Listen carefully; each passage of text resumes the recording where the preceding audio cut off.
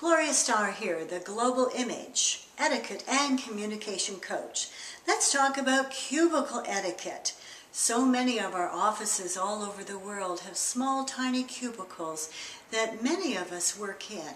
The challenge is, of course, is the voice, the information back and forth, and the tiny, tiny spaces. I'm going to give you some tips about cubicle etiquette that will allow you to maintain your dignity and have an office that you're proud of.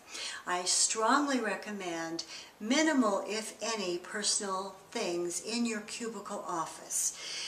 You don't want to show too much of your personality or your private life when you're at work, so keep it very dignified and businesslike, and you will have less vulnerability.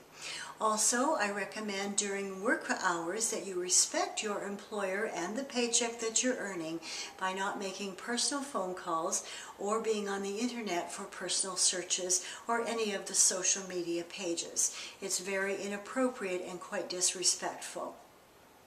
In your cubicle also, you want to keep your voice down so that you have private conversations and that you have that level.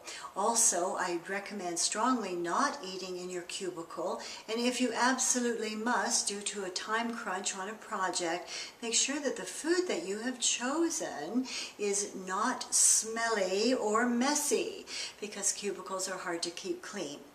When someone walks into your cubicle, they should not come in without being invited. They need to stand out just outside the edge, and then you can look at them and acknowledge and allow them to come in, or put your hand up something like this or like this, which would be a stop sign, and they would realize it's not an appropriate time.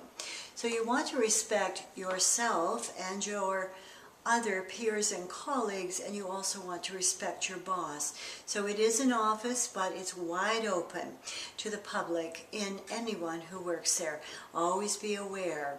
Treat others with the respect that you wished you had, and cubicle etiquette and honoring the suggestions I've made will allow you to have a more copacetic life at work with less stress.